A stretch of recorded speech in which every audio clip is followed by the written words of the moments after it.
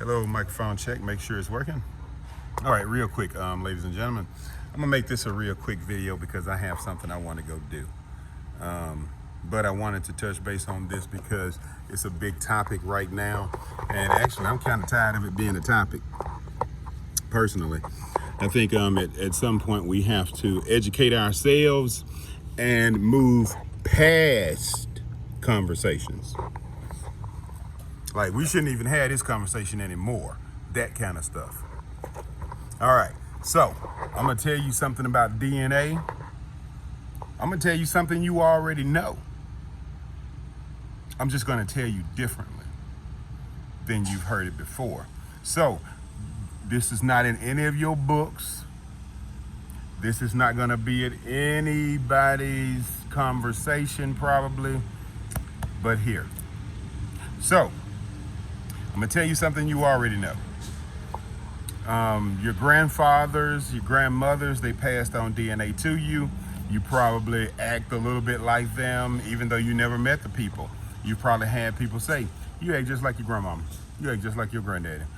And you never met them, or they died when you were very young. You know that to be the truth. All right, so we'll fast forward to the conversation.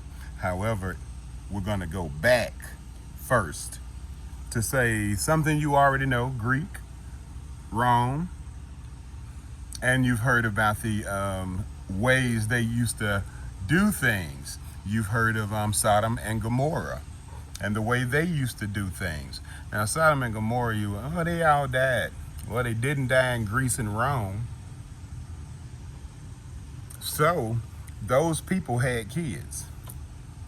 So if for some reason your father or mother was a closet homosexual or a person who liked same sex, they were in the closet. They had kids, but they were in the closet because they felt like they couldn't share this with anyone. So what do you think they passed on to their children? Now, this is not a across the board thing. It could come from your grandparents. It can come from your great grandparents. But that DNA of who they were is transferred to you. So let's look at thousands of years of men attracted to men or women attracted to women. Thousands of years of this, and thousands of years of reproduction, thousands of years of DNA transfers.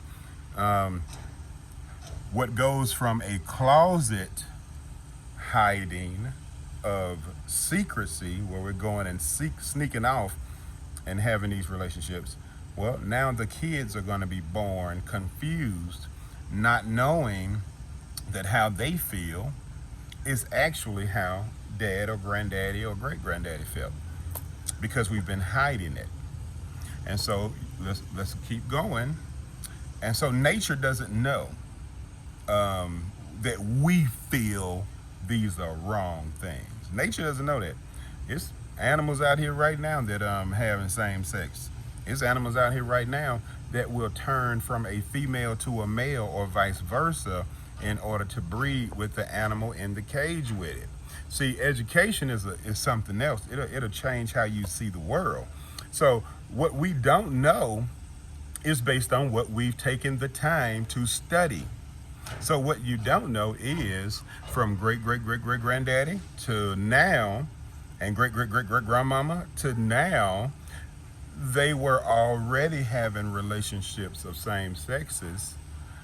Nature said, so men like men and women like women. So rather than beat around the bush, we're just gonna make those people now. Like, let's just make those people. And then nature said, they really do like it. So how about we merge those people? Merge the sexes. Right. So when you start to merge the sexes, it's not an overnight success, baby. It takes time. So over time, we're starting to see persons born having both sex organs. This has nothing to do with how you feel.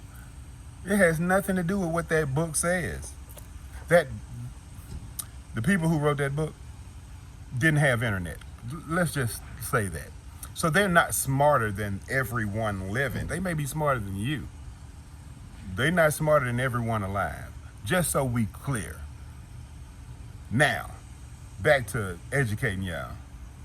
The book talks about what the book knows.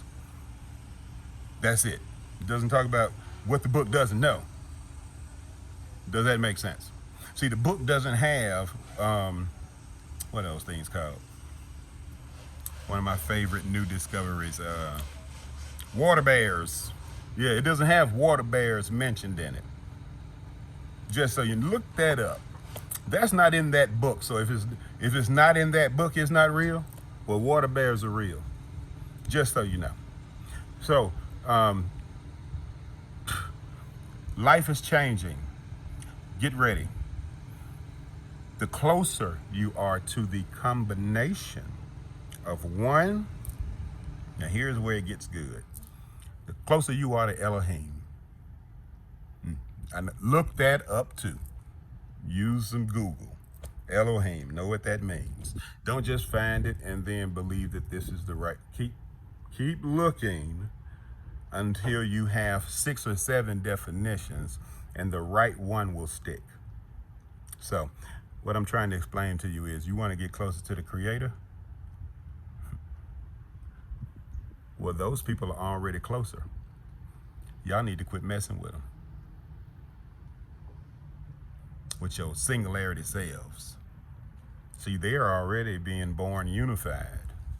See, nature is doing something new, whether you read it in a book or not.